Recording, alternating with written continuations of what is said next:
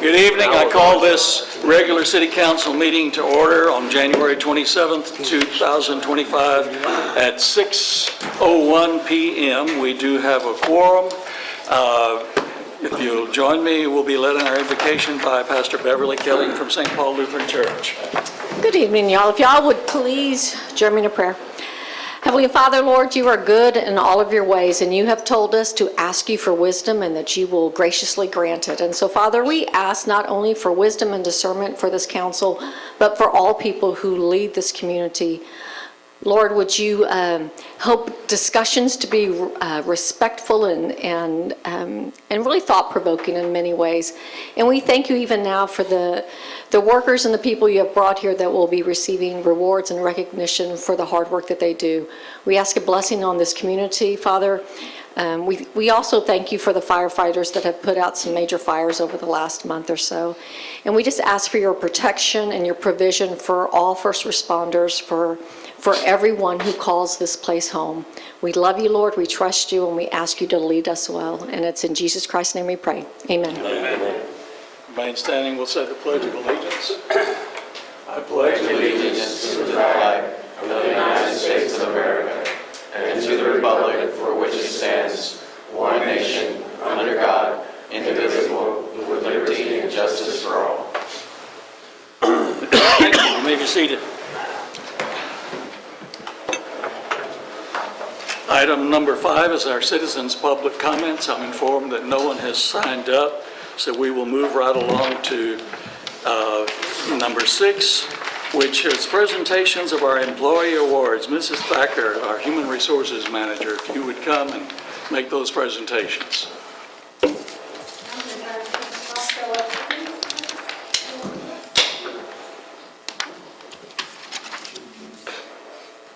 Okay, you need a mic.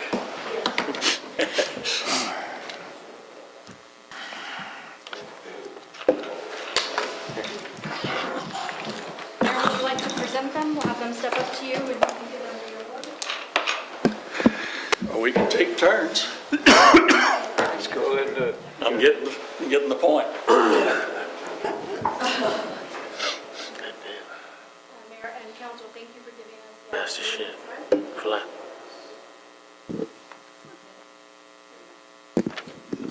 All right, well, thank you for giving us the opportunity to come tonight and recognize our employee. As you know, of all the assets that the city has, the most valuable one, are employees. They're the ones that keep the parks pretty, the streets safe, the water running, and the lights on, and technology and all of the other parts and things that our employees do, and we appreciate them every single day. So we are celebrating tonight the employees who have 5, 10, and 15-year anniversaries. So as I call their name, they're going to come up front, and you'll be able to present their award to them. Michael Ibarra, he is in Parks. He's our Parks crew leader.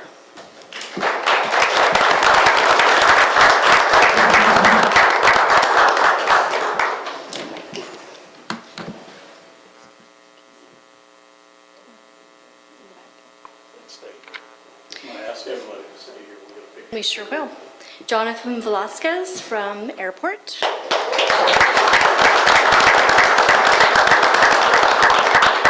I didn't mention keeping the planes flying too. And let's see. Zach Justice is one of our patrol sergeants. He is not able to attend right now. We're going to get these to them later. For 10 years, we have Israel Carrillo. Israel works in parks and facilities.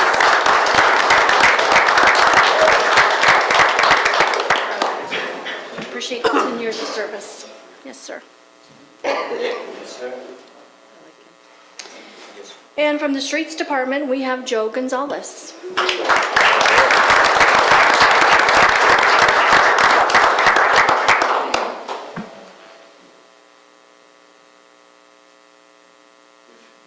And 15 years of service. All right. And the next awards we have are going to be going to individuals who were nominated by their peers and their employees. We call it the Supervisor Award. And we had four-way tie this year. And we thought, well, we could break the tie, or we could just recognize all 4 of them for doing great jobs. They all work in different departments, serve different groups of employees. And those are Lance Ward from our water department. He's a crew leader. Great job. Lance was with us and left and came back, and we're really glad to have him back, and he gets an award the first year, so kudos to Lance. We also have Valeria Ruiz, who is our utility billing supervisor. She's sort of the face of City Hall. When you come in, even though she's utilities, she's the one you see. She does a great job. And Joe Alex Quintanilla, he is with our Recreation Center.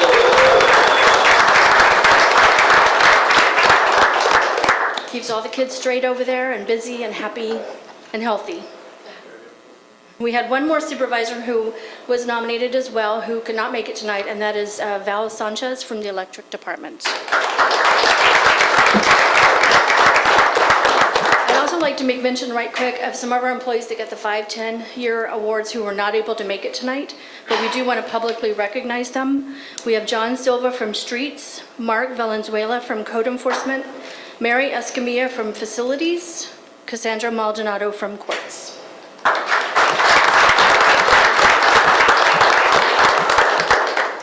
We have an award that's kind of special when we have new employees come in. We see what a difference they make, and we try to work hard to bring the right people to fit our culture with the city staff. We brought on Samantha Burns this year, and she was nominated and awarded the Newcomer of the Year award. She works in public works. And she brings that smile to work every day. She's got a lot of people to keep straight over there.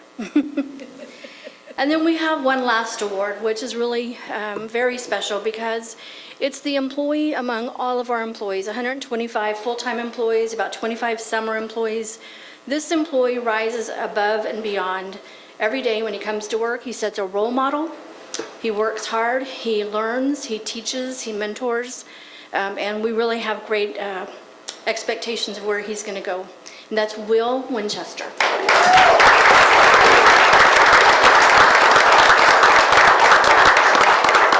Got a special plaque, and this is the Above and Beyond Award. So congratulations, Will, and thank you all. We'll get some pictures real quick.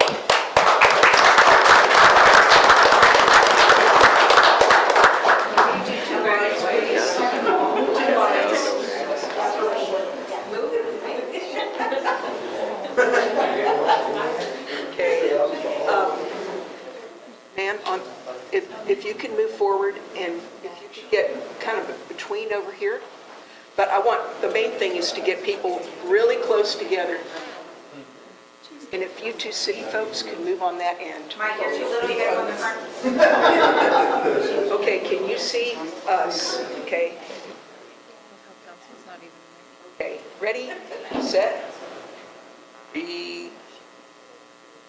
Mike, I got your head in this picture. Yeah, let me move. It's probably very reflective too. It was. Congrats, guys.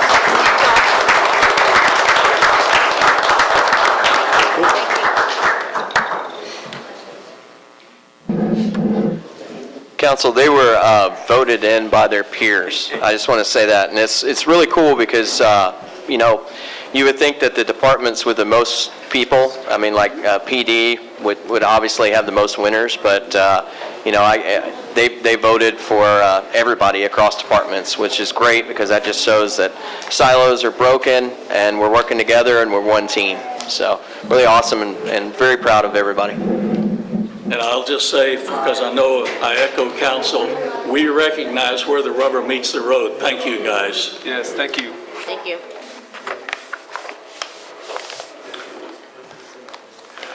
Our consent agenda consists of 2 items, number 7 and number 8, consideration and approval of various appointments to boards and commissions, and number 8, consideration and approval to reappoint Stacy Cross to the Medina County 911 Communications District Board of Managers. We have these in your packet. We've had them. Do I hear a motion to approve? I have a motion from Mr. Villa and a second from Ms. Ramirez to approve the consent agenda. All in favor? Aye. All opposed by the same sign. Motion carries.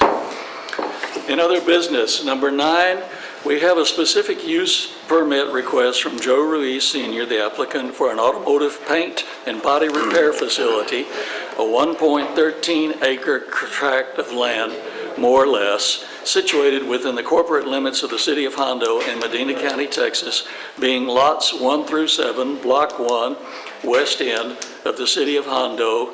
The subject property is located at 2303 19th Street and is identified as Assessor's Parcel Identification Number 18403. That's a long description. I guess there'll be a sign later. We'll open our public hearing regarding this at 6:12. And staff, do you have a presentation? Good evening, Mayor, Council. Not really a presentation, it's just a quick review of what happened. The applicant had come to us requesting what you just described, and they went through planning and zoning, and they recommended approval for the body and paint repair facility. Okay, That's it. basically they recommended approval. Yes, ma'am. Mr. Ruiz, do you have anything to add to that? I just plan in the future, again, more employees come through. Somebody maybe in high school wants a job corps or something, they can come on and I can take them in and train them and maybe they can qualify and better their future. Yeah. Thank you. Thank you, Joe. Item D under this same topic is any public comments. You're limited to 3 minutes per person. If you desire to speak toward this or against this, please come to the podium, identify yourself, and seeing none, we'll move on to item E, which is to adjourn the public hearing. We'll do that at 6:13. And discuss and consider action on the specific use permit request from Joe Ruiz Senior, applicant for an automotive paint and body repair facility. Mayor, make a motion to approve the specific use permit for Mr. Ruiz. I have a motion from Mr. Iturrate, Second. and I'll take a second from Mr. Villa. Any further discussion? All in favor, please say aye. Aye. All opposed by the same sign. I hear no opposition. The motion carries. Item number 10, a rezoning request number 002-24, a request from the City Council to the City of Hondo applicant for a rezoning request from residential R2 to residential R3 on land situated between Avenue P to Avenue U and 14th Street to 18th Street within the City of Hondo in Medina County, Texas, out of abstract number 427. Mayor, before we go into item 10, I would like to abstain my vote and be dismissed while it's discussed. Thank you. Same goes for me. Okay. I'm going to ask our attorney to briefly explain in case some people are not aware of what's happening. So the reason why these councilmen are abstaining from the vote is because state law, chapter 171 of the Texas Local Government Code, pretty much provides that there could be a conflict of interest. One, if you have a property interest of $2,500 or more in real property, or a $2,500 interest or more in a business entity. So simply having property within the zoning, within an area to be zoned, basically would violate that provision if they were to stay on and vote. So by stepping off, they're preserving the integrity of the vote of the council. Thank you. Thank you. We'll open the public hearing at, is that a 19 or a 15? 15. 6:15. And staff will make a presentation. Okay, Mayor, Council, once again, we did have a meeting with the planning and zoning on this matter, and it was well deliberated upon. Somebody came to oppose the recommendation for changing from R2 to R3. Some other person from the citizenry also came to express their confusion. But at the end of the day, the Planning and Zoning recommended not to approve the application from R2 to R3. That was the summary of it all. Okay. Thank you. Thank you.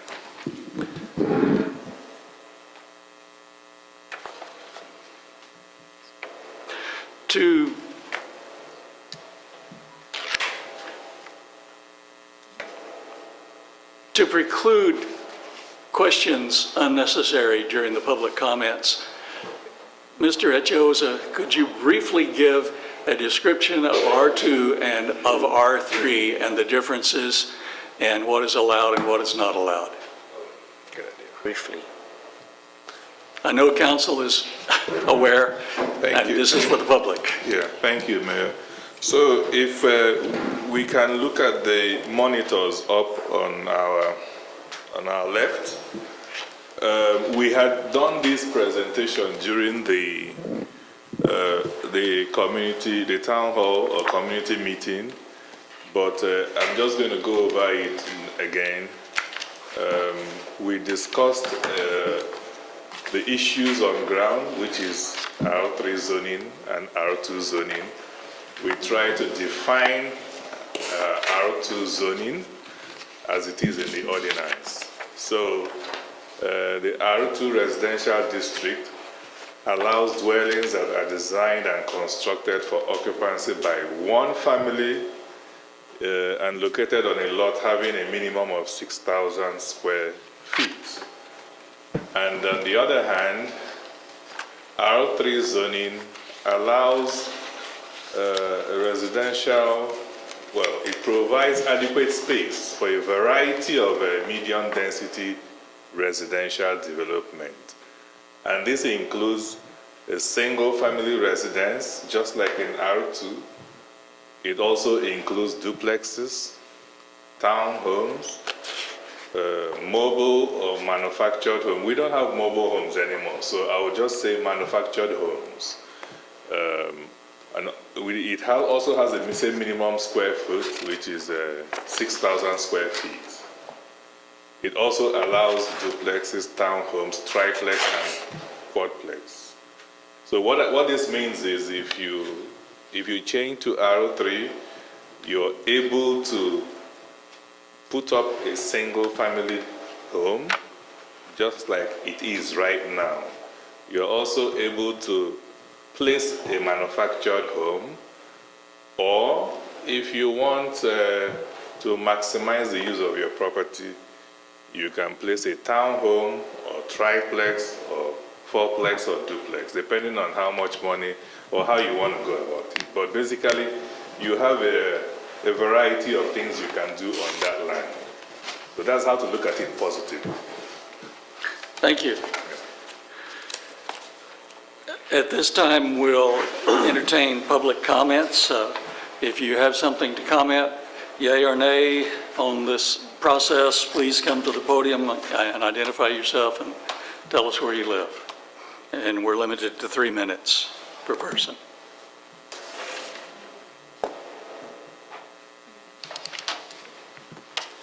Good evening, Council, Mayor. My name is Chavez Lopez, and I got a letter in the mail at 1401 14th Street because they state that we're 200 feet from the proposed action that's going to be taken.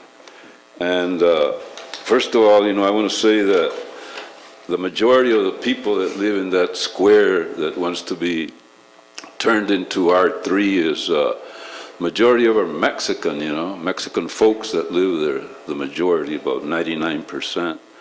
And the letter that have been sent are all in English, I think, there's some folks that don't know how to read English, some elderly folks that don't know how to read English. And I think that, it should have been bilingual. It should have been in English and in Spanish, And the other thing is that I disagree with R3.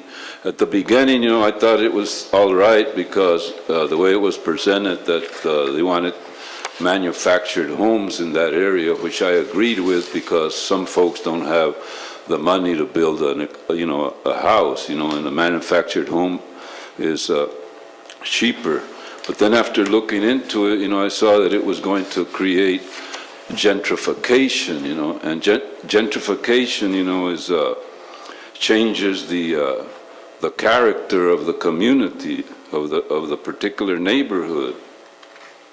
It also results in displacements of the poor residents in the community. It also, rent goes up higher, and also the property values are going to go up higher. And it's going to allow for manufactured homes, like the way it was presented a while ago, townhomes, and other, let's see, what do I have here? It said, this was sent in the mail, it says manufactured homes, triplexes, fourplexes, duplexes, and townhomes. And usually in gentrification, folks that are more affluent, that are have more money, move into the community and start buying off properties, and then they start building up their buildings. So in addition to that, I also want to say that the letter here doesn't even explain the difference between R2 and R3. I mean, you would have to come, I know they sent some prior that did explain. But this particular letter, the last letter that I got, that we got, doesn't explain. So, that's the reason that I'm against it, And the other thing is that at the town hall meeting, I know Gilbert Cardenas stated that what could be done is that it could be turned into a R2A, that particular that section that you're talking about could be, R2A would allow for, manufactured homes to be put in that area. So I'm going to wrap it up, and I'm against it. Thank you, Mr. Lopez. Is there anyone else who would like to speak during the public comments?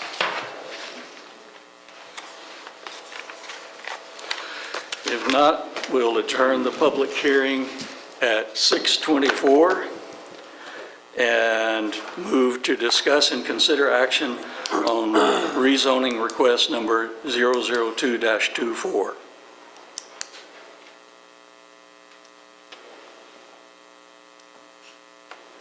Mayor, I move that we keep the zone as R2 and not change it to R3. Okay, we have a motion from Mr. Clare to keep R2 zoning. Second. And a second from Mr. Williams to keep the R2 zoning. And that motion would be to accept the recommendation by the P&Z? And, accepting the recommendation from P&Z to keep Yes. R2. Okay. Yes. Any further discussion? Yes. Mike, is it okay to ask how long it will take to create that R2A zone? So I can answer that generally because the topic is for the specific request. But essentially what you're looking at on something like an R2A would be the city would need to create the zone first because Right. it doesn't exist yet. I understand. And so that process would have to go through the P&Z, then through the council. Once it's created, then the same process that we guys went through tonight would have to start so we're looking approximately maybe 2.5 months. It could be shorter. I need to look at a calendar. I need to get with the city to see when we can post these notices. That's even better, because during the P&Z board meeting, it was mentioned at end of the year. That's not good. So It can be done. is it safe to say that they don't have to wait on the project to be completed by the code compliance unit? I don't know what project, and I think we're getting a little off. What's that team off the he's topic. putting together? He's asking if a master plan is required to change the zoning. So generally, you zone in accordance with your master plan. So your master plan lays out basically the guide to future zoning. And so when you zone something, typically it's in accordance with that plan. So does it have to be completed is my question, because he's just now putting the team together. So, Well, we- And the I reason, think We have to have the R2A zoning before we can, you have to create it before you can right, designate that, it. you can't complete that master plan if there's no R2A zone. Yeah, yes, so to you have put to create- in- To put yes. in the master plan. That's true. So if you're going to put R2A in the comprehensive plan, you need to have it first. So it can technically be completed within the next 2 months, because it's a paperwork. Creating the zone, yeah. Yeah, it's a paperwork. It's notices, Project. mail-outs, public hearings, P and Z meets on it. They discuss the ordinance, make the recommendation to council, and then they all will take the final action. John, could you set up a drop dead date, please? I can get it laid out for you and send that to you, Because sir. we've been discussing this with the citizens since October of last year. Yes, sir. Yes, sir. I mean, and when I called you today, I was under the impression that this is what we were going to discuss today, R2A. Yes, sir. And I'm glad I called. I would have not been prepared, as was some of the comments during the P and Z board. I, along with them, we thought we was going to do R2A, but Yes, sir. but if we have to wait, we can wait. And I take full responsibility for that. We'll get you a timeline and get it sent out to the council. And I can help Yeah. John with that timeframe as well. right.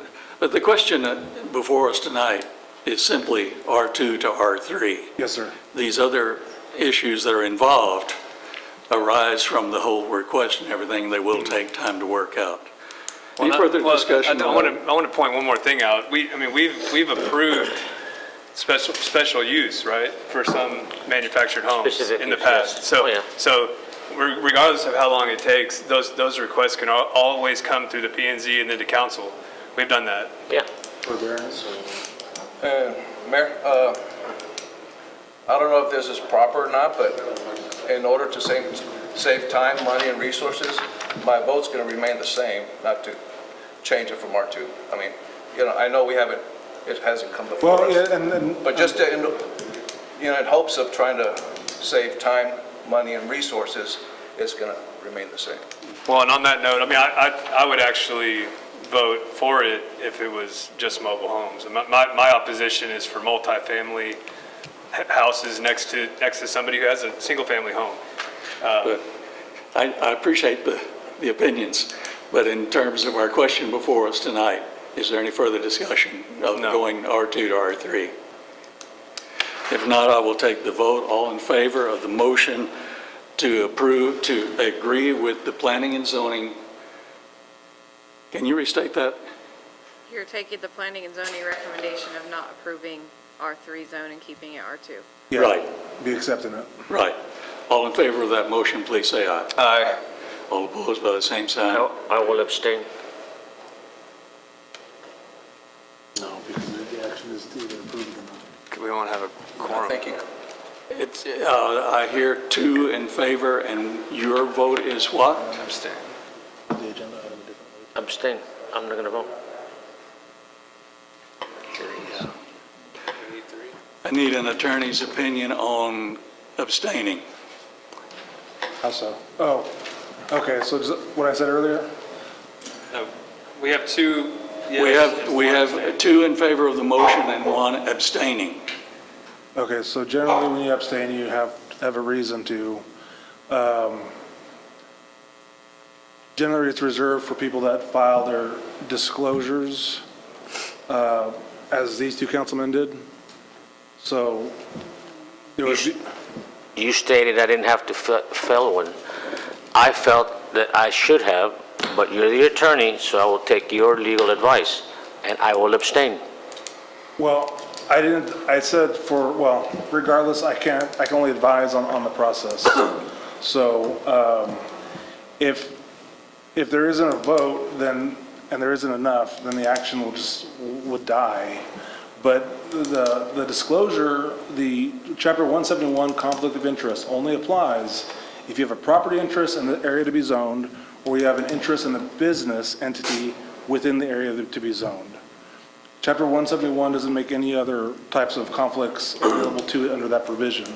So you wouldn't have to file the disclosure form, and the disclosure form is what gets you to the abstention, because you're abstaining from the whole act.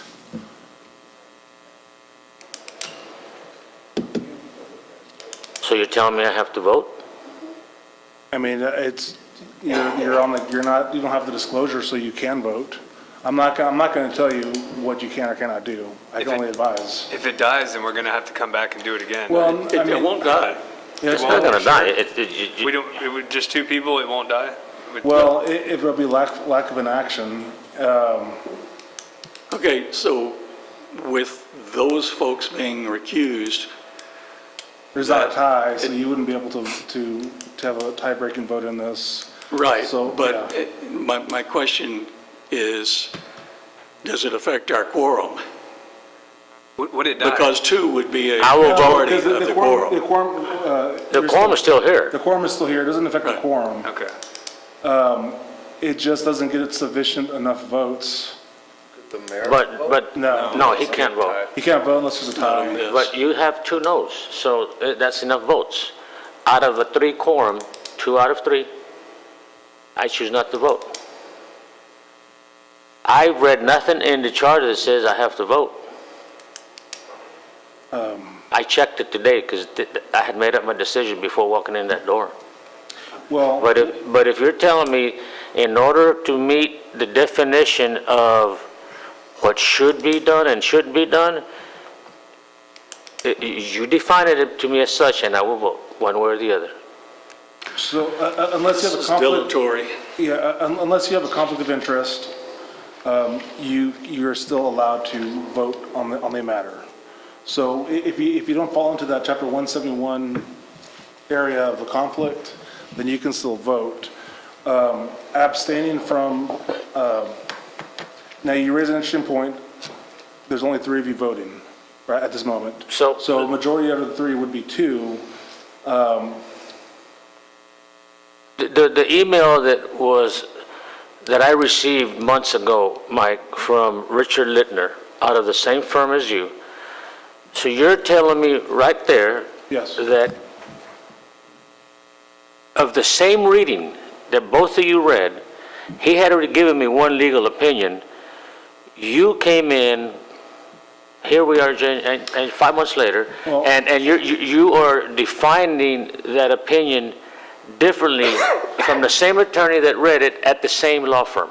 No, sir, my opinion's the same. Yeah, and this discussion is dilatory and not Well, germane I- to the question. I'm going to rule that the motion passes. I still did not vote. Next, move on. Item number 11, discuss and consider action on authorizing the city manager to execute a task order with KSA Engineers for the closure of runway 17R-35L and improvements to runway 17L-35R. Mr. Elder. Hey, good evening, Mayor and Council. So back in July of '22, Council voted on the closure of this particular runway, but due to funding, we just weren't able to do it. Since it's been so long, we've got new council members. I just wanted the opportunity for everybody to understand what's going on with this runway and why we're closing it, and a couple of things we'd like to do to the primary runway and while we're doing this project. Just to give a quick overview of the runway that we're talking about, it's the far west one on the map there that would be closing down.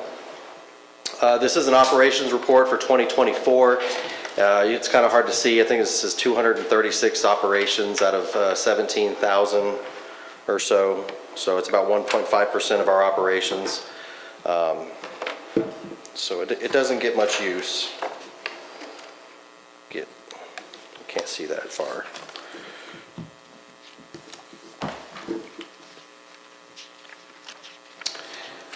With that, there's about $500,000, probably more than that. I got a quote about 4 or 5 years ago at $350. So we all know cost of construction costs these days have just skyrocketed. So that was just kind of an estimate, which would include crack sealing, seal coat, restriping, It's important to note that this runway is not eligible for federal funding, so that cost would be borne to us 100%. The only runways that are eligible are our primary and our secondary 1331. And this is just kind of gives you some condition pictures there. A lot of cracks, a lot of grass that we have to maintain.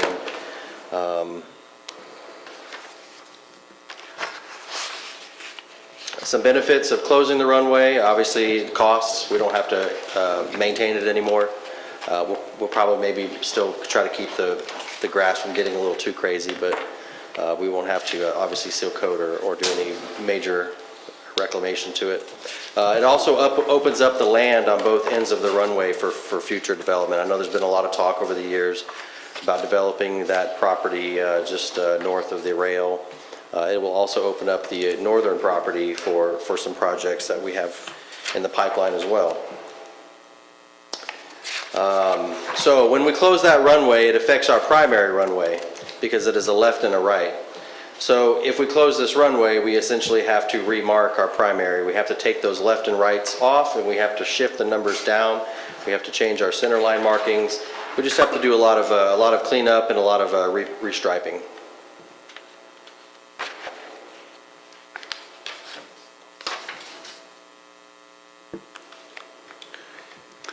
The removal of the paint is imperative to avoid ghosting. The runway is 14 years old. It was redone, if you remember, Mayor, back in 2011.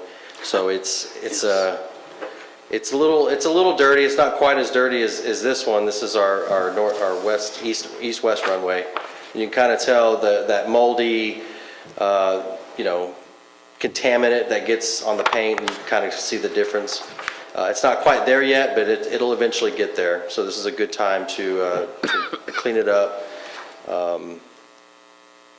In addition to that, we also had a friction test done to it. This is a CFME, and it measures the friction of the pavement, so to avoid hydroplaning. We took this equipment out there on the center line, and you'll see there's a couple pictures there. The middle one is the center line at 20 seconds, and the runway edge is at 14. And what I was told is the ideal seconds for this water to disperse would be 10 seconds or less.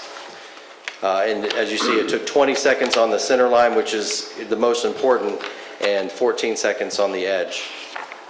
So what that's telling us is that runway is smooth, which is not obviously good for any aircraft traveling down it in any kind of rain or other weather. So this is some information from the FAA's advisory circular that just goes into a little bit of the friction deterioration and methods, and doing your checks and whatnot. During this process, I had a conversation with KSA engineers on how we go about kind of doing this all in one project. We can do some friction, we can add friction back without the possibility of doing more harm. And I say that I do more harm with like power washing, a real high pressure power wash. We'll go through and try to remove all that paint. Well, in that process, you could be smoothing out that surface. So we were looking at ways, and we came up with the skidabrator, which shotgun blasts ball bearings on the runway, and it just brings some of that friction capabilities back, characteristics back. This is just some pictures of, you can kind of see the difference between the new and the old. Process takes about 3 to 4 days.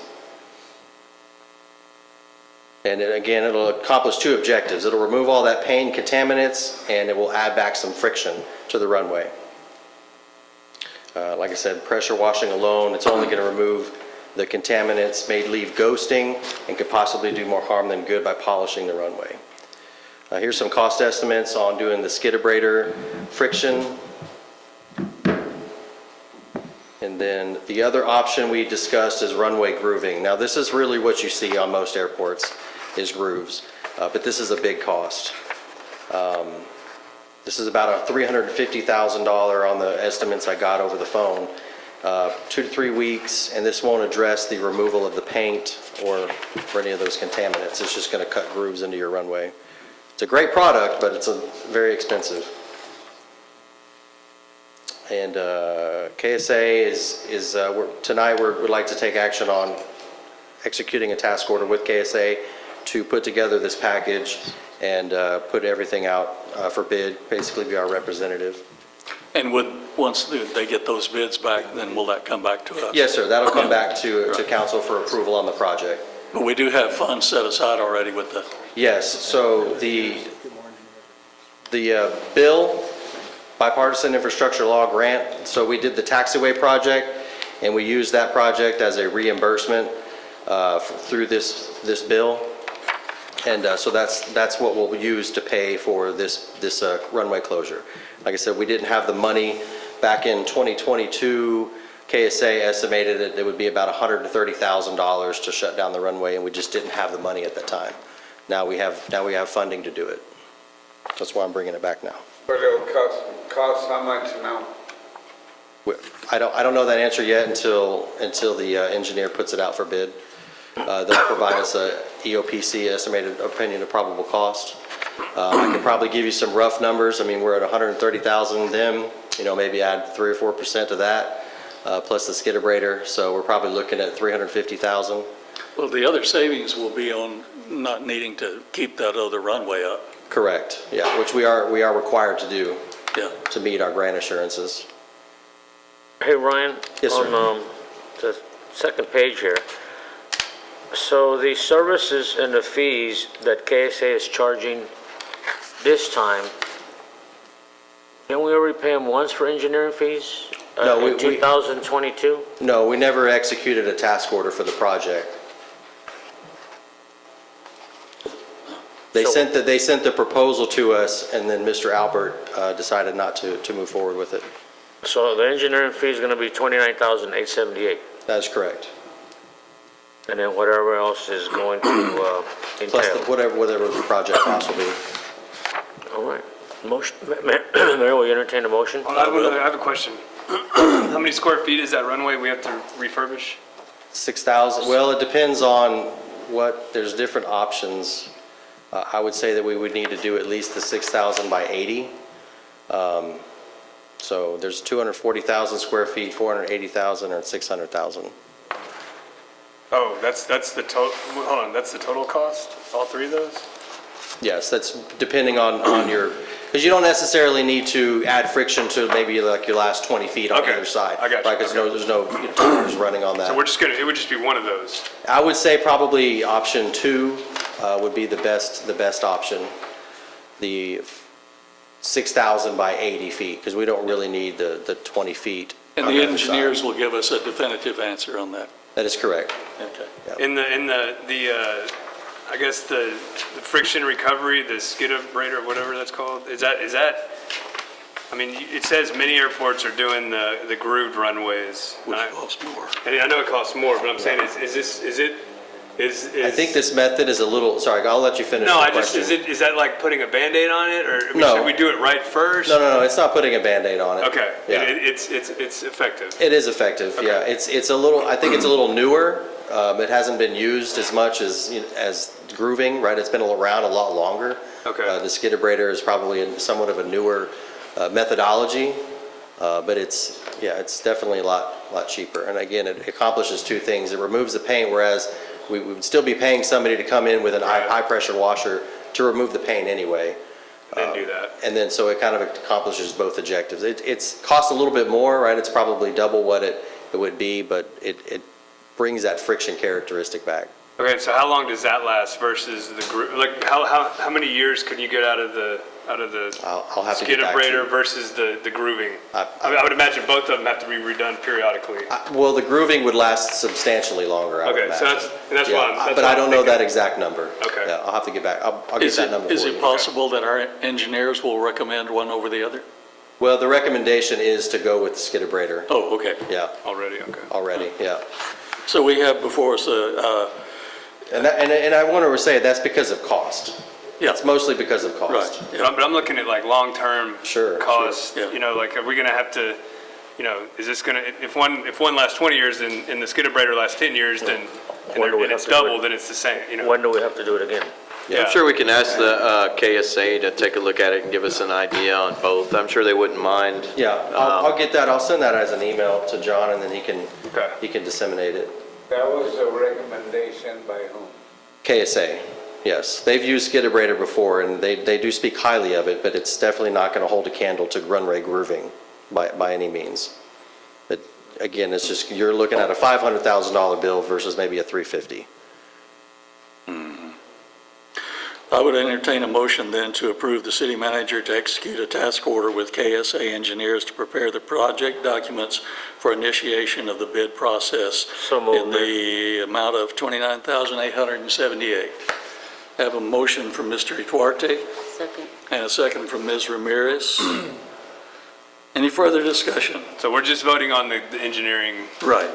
We can Right. make that decision later. Yes, sir. Brett, just to clarify, I get what you're saying and it makes sense. We'll get you that information so that way you can look at the number of years based on the cost, because just 150,000, if it's 15, 20 years more, it might be worth it. Absolutely. So certainly worth taking a look at both checks. I'd love to groove it over this process, but yeah, this is, But, you know, we don't have the funds for it. Yeah, We so can get a rich tenant who needs that. That's right. Any further discussion? All in favor, please say aye. Aye. All opposed by the same sign?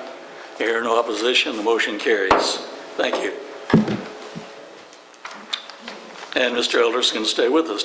Yes. Item number 12, discuss and consider action on authorizing the city manager to execute a permanent easement agreement with Holland and Lee Properties for the construction of a new airport monument sign on Castro Avenue.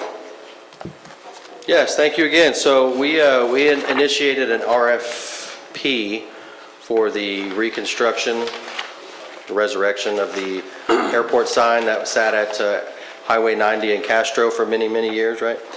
So through the investigation of the property, if you will, we found that the right-of-way is not quite as large as we thought it was. And this was based off of, I think you should have in your packet there, a printout of or a snippet view of a CDS Murray. If you remember when we did the Castro reconstruction project, that's where I got this information, so it's not fairly old. You'll see that fence line is much further down, and that's due to, some of you might remember this, I think the city was entertaining a project with Toyota. Yes. Does that sound familiar? So through this process, they moved those easements back to widen this road. It just never got recorded. So, Well, that road used to be 4-lane divided right, okay. way back, so Well, none of that information got recorded. So we all thought we had a much larger right-of-way, but in fact, we've only got 7 feet off of each edge. so we have to get an agreement from the landowner to put our Which is, monument. yes, Holland and Lee. So we've already had the discussion. He's all for it. He's already seen the, Mark Holland and Don Lee have already seen the agreement. They're fine with it. So this is just a permanent easement to set that sign back just a little bit further than 7 feet off the road for obvious reasons, vehicular safety, and if they do want to expand that road in the future, we'll have that space. Motion to approve. I have a motion from Mr. Duarte and a second from Mr. Williams to approve item number 12. Any further discussion? All in favor, please say aye. Aye. Those opposed by the same sign. I hear no opposition, motion carries. Thank you. Thank you, Ryan. Thank you, Ryan. Item number 13, discuss and consider action on the proposed 2025 HA5 Street Preservation Plan. Mr. Nara. Council, thank you. You should have the maps in your packet, and basically, the way it's laid out, the red, one second, the, This isn't quite all. The red and green streets here, the green streets are the streets that we're going to, or the red streets are the streets that are going to be done in this preservation plan in 2025. I put a couple of options. I would like to fund the whole project this year. We are going to be about 1 year ahead in our 5-year street plan, according to Public Works. So the total cost of the project is $751,524. We've got $165,000 in our budget that we can put towards this. There's a tax note originally designated for City Hall upgrades. We did use some of those funds we had a electrical safety issue, and that's what we repaired probably about 3 months ago. That's when you saw the people working out there. Val put that together, and we were able to take care of it. I have recommended that we reserve around $25,000 from this bond to look at replacing the carpet. We're looking at doing that in-house. We just hired a talented carpenter. We can get that done hopefully in the next couple of months, depending on timing. That leaves us around $294,000 available to allocate toward the HA5 project. I'm proposing that we use fund balance to cover the $292,524 that we have left. And this would allow us to complete the HA5 project for this year. And again, we'll be ahead 1 year, but we do have the interlocal agreement that we went through in the previous, when we did HA5 last year. So that allows us to have the $4.25 a square foot and maintain that price. They would likely start in around the May time frame. John, if you say that we're a year ahead of our time, why couldn't we, instead of looking at 751,000, look at half of that and do half this year and half the next year? Instead of taking all that money out of these accounts. So you could, Johnny, in fact, that was on here. You can request a reduced street list, which you would come back and then propose a shorter list, if you will. I would advise we've got 180 days in the general fund right now in the fund balance. Generally speaking, we have to have 90 days, so we're ahead. So we have the funds to do this. I believe that the cost is going to go up next year. So it's staff recommendation that we go ahead and get it done and get it finished. We've already have all the streets prepared. They've been had 1 course of chip seal, and then the HA5 will come and seal them. So again, I think it's one of those times where if we wait, it's just going to get more expensive. So this is going to necessitate a budget amendment at some point. Yes, sir. This would be receiving permission to go forward with this, and then we'd have a budget amendment at a later date when we bring the quarterly budget cleanup. Would this be before May or after May?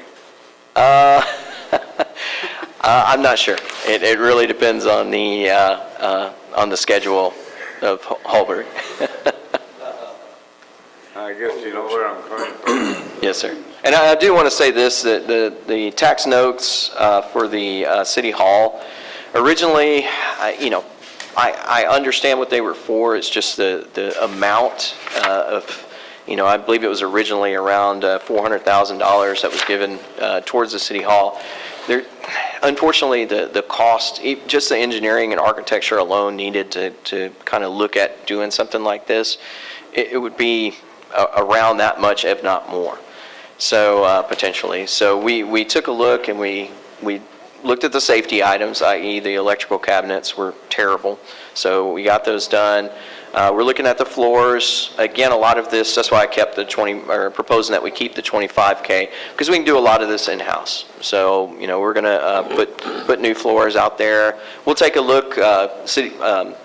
This room is going to take a little bit more thought But I believe that would be fine, and we might as well channel it into something that should have a little bit higher priority that citizens are going to be able to appreciate more.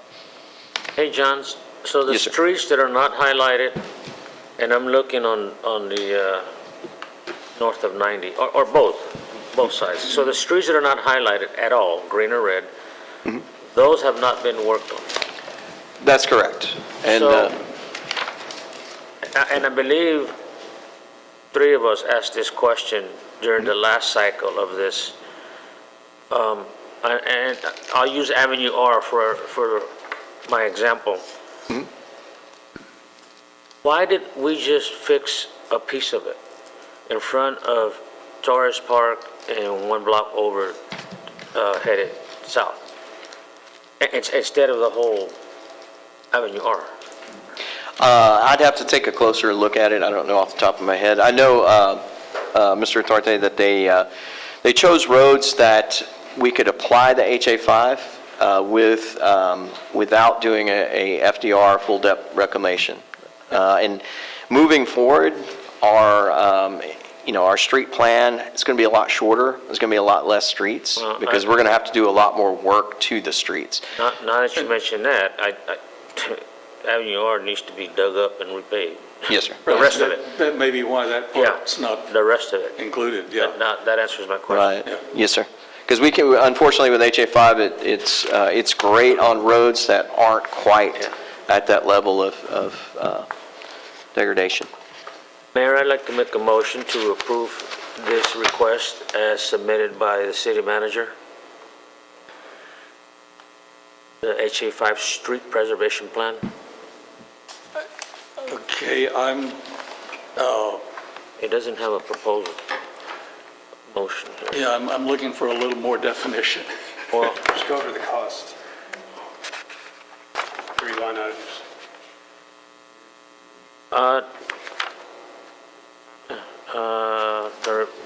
$292,524? Or the total $751,524? Mr. Naren, Yes, sir. we're wanting to be sure that our motion covers what's desired and That would be the total of 751. 751, John? Yes, sir. The total is $751,524. I'll make a motion that we approve the request by the city manager in the amount of $751,524 for the 2025 HA5 street preservation plan. yeah, I have a motion from Mr. Duarte and a second from Mr. Williams. Any further discussion? Yes, John, all these are pretty big figures that we're looking at here. That's Yes, sir. over $500,000. In other words, you're saying that if we spend this amount of money on these streets, that's not gonna put us in a bind 3-4 months later, is it? No, sir. In fact, Chris and I have been looking at it since January. We were discussing with the streets team and then with finance as well. I mean, we've got a healthy fund balance, and again, this is why I'm suggesting that we go ahead and do it now, because it's just going to get more expensive later. Well, that's what I'm trying to get to, because I Yes, sir. know everything's going up and there'll probably be a lot more in a year's time, so that's why I'm banging my head on it. Yes, sir. It is a lot of money, though. Certainly understand. Any further discussion? Thank you. All in favor, please say aye. Aye. All opposed by the same sign. Hearing no opposition, the motion carries. Item number 14, discuss and consider action on a request for speed bumps on 22nd Street. Mr. Nara. So council, I've had a complaint on the speed on 22nd Street from Mr. Clare. We put out like a traffic counter, and so it's a busy residential street. It did record one trip of excess speed of 68 miles per hour, to give you an example, and this is down a residential street. The process to get speed bumps, it's not a simple process, and I wanted to point that all out to you all. The ordinance suggests that there's cost sharing involved, which I never agree with cost sharing with customers. I believe they pay their taxes, it's just personal belief. I believe they pay their taxes, and if we have an unsafe situation, we need to decide whether there needs to be speed bumps there or not. So we definitely need to, moving forward, make a decision if that's something we'd be interested in changing. And that would be a recommendation that we take a look at changing that ordinance, which that'll, of course, take a little bit of time. We've also suggested that this process, we need, there's a couple of recommendations, but we would also need to have citizen input from the general area as well. I think that'd be important to make sure that everyone is, in favor of that. I think it's something that we have time to do and that we could look into. Have a town hall just like we did for the zoning, and we could send out letters in that particular area. So we could also issue a memo to the police department requesting increased patrols in the area, particularly during nights and weekends. We could install additional traffic control signage, such as speed limit signs, children at play signs, to enhance safety awareness. And then the third recommendation, of course, is to host a town hall meeting to gather input from nearby residents and address any community concerns and get feedback from citizens who live in the area. So we're just looking for, really today, just direction on how to, whether this is something that you're all interested in moving forward with. If we want to look at the ordinance, if we want to create a town hall to discuss speed bumps in this area or others, how would you like staff to proceed? As I'm looking at page 97 out of 99, in the ordinance, there's procedures for requesting speed hump installation. And we can, I believe probably we can incorporate the town hall type idea into those procedures. Yes, sir. But it's not we decide tonight to do speed bumps. No, sir, absolutely not. Because really, that's not the only street where people speak. I mean, they speak all over town. Yeah, I mean, there's a lot of, And I've talked about it before, even the school buses in front of my restaurant after school, they're doing 50 miles an hour. I can guarantee you they are right in front of the restaurant. Or you can go to And we 14th spend a lot of money Street, on Friday the night speed bumps, races. But I can understand why we installed the speed bumps before we did, because there's children that play on those streets all the time. Now, I would like to get a little bit more feedback on where and why we would want to put speed bumps on certain streets. Okay.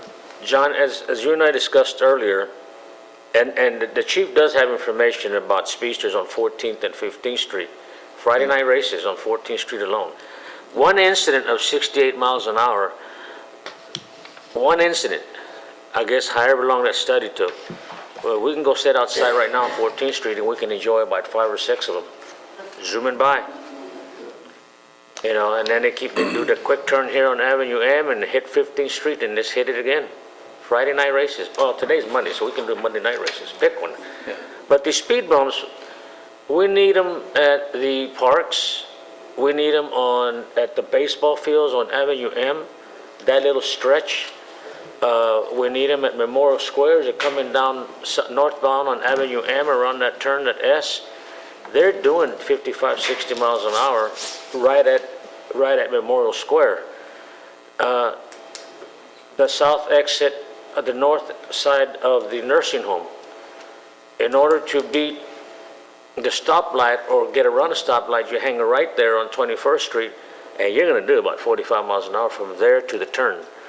And I think, John, back in October, I made that request from you, and we were going to do a study, and then we're still studying it. But there's Right. there's more feasible places, better locations for these speed bumps.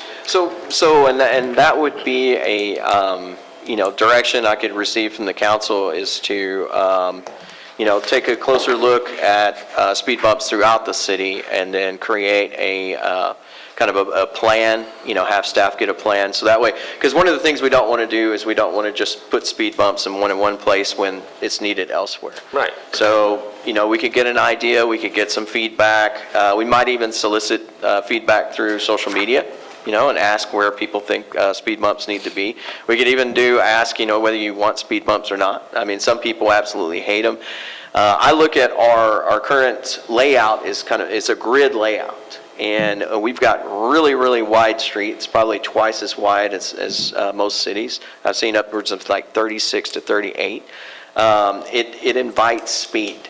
And because of that, I don't think speed bumps are a bad idea. However, we need to, like you all said, I mean, there's several different places that we could put them in. So maybe over the next couple of months, we could get some feedback from the community and then bring back some suggestions to council, if you're okay with that, and then we'll go from there. The unmarked cars. We got unmarked vehicles. The best thing to do right now is have more patrol on these special streets that we're looking at, where people can see, okay, well, these guys are patrolling. You don't see none of that anymore, John. So more patrols? You see them patrolling is Highway 90, which is good. But like on 47, like on 14th Street, Avenue U, and I believe that they do speed down 22nd Street, because they do have a pretty good stretch from Avenue M to... It's a wide street too, so it invites it. It is heavily traveled sometimes by younger people who are prone to do things they shouldn't. Well, so is Avenue H And I would say and 27th 22nd by the Street. school would be the best place, by Meyer and, Yeah. I mean, that intersection right there. I think we have plenty patrolmen that we can patrol all the streets before we get into the expense of putting speed bumps and all this. I think that we should try that first. Mayor? The reason I approached John is because I was approached by several citizens, specifically on 22nd Street. And of course, St. John's Catholic Church. There's a lot of elderly people going to and from church in the morning and all hours of the day. So obviously we live there. The main times of speeding is going to school, sometimes during lunch, and especially after school. So I know they have speed bumps on the south side of the Hondo High School, because obviously when kids get out of school, they want to speed, so that's why they have speed bumps all over the place. They just don't have any here on 22nd Street. And as far as putting more signs or whatever, there's a stop sign there. They don't care about no stop sign at 22nd, where they just, we can put, so, that's why, and I have a lot of recordings of speeders because it records all the time. But anyway, that's mainly because, and you're gonna have new seniors or juniors every year driving, and so it's not gonna be a one, well, we fix it right now. It's gonna be happening every year because, that's what kids do. They get a new car, and for safety reasons, that's why I approached John. So I want to say something. So speed bumps, all of those situations exist on every road in Hondo, and most people don't speed. Speed bumps are horrible. I hate them. You have to slow down to 5 miles an hour. That is not the solution. Patrolling the streets and giving tickets to these young kids that are doing it, and parenting. Tell your kids to quit acting like idiots out there. And that's what solves that problem. Not putting speed bumps on every place where there's a child or an elderly. I can understand some of the parks.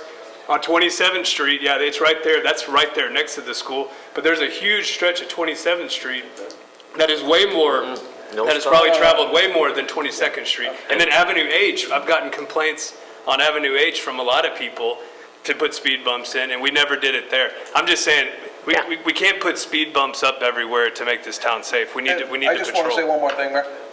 Just putting them strategically, like where Porky said, or look at all areas wherever they need speed bumps. But to me, I wouldn't want to take resources away from the police department to be out there giving tickets. because a lot of times they're not going to be there. A speed bump will make people slow down. Also, I do not want to, so who's going to pay for the ticket if they start giving out tickets to these kids? The parents, you know, maybe they can't afford it. You know, so I know there's programs, you know, they can do some kind of different programs, but still they're going to be stuck with a ticket that now they have to pay, where I'd rather have the kid slow down and to protect his safety also, instead of just giving him a ticket. But 90% of the people, probably higher, they adhere to the speed limit. I think So- I hear two things out of all of this discussion. One is, if you're the people we're talking about, you're in the minority and we're aware of you. So be advised. And then the other thing that I hear is management can take all of this into consideration as direction. And we can address it in a more comprehensive way. I think so, Mayor. I mean, like I said, a good, healthy debate. I mean, that's exactly what this setting is for. You know, we had a couple of different opinions and different ideas, and we'll take that back and we'll get you the data you need. I always say that to make a decision, whether it's in budget or on the dais. We'll attempt to get you the best information available. Unmarked cars. Like I said, the first thing I want to see is, I don't want to put the police department in a bad position, but they need to patrol more in these areas, because I can say a lot of things, well, we don't have any, we have plenty of officers that we can patrol these certain streets where there's a lot of speeding now. Yeah, and like Joe said, I mean, it's before school, after school, at lunch. I mean, that's an easy, you know, have more 30-minute patrol time out there. period. Have more patrol out there and give them tickets. Gotta Make see 'em. them pay for what they're doing, and maybe they'll stop. I mean, that's what the PD's for, public safety, not speed bumps. Friday night on 14th Street. Yeah. I go down 14th Street on Friday night sometimes. I don't. And I I don't avoid see no patrolman anywhere. 30th Street. Okay. Mayor, I move that we adjourn. I have a motion from Mr. Villa to adjourn. Do we have to take any action on that We item? don't have to. Okay. Do I have a second to adjourn? Second. I have a second from Mr. Williams to adjourn. All in favor, please say aye. Aye. All opposed by the same sign. Hearing no opposition, the motion carries. We're adjourned at 7:13.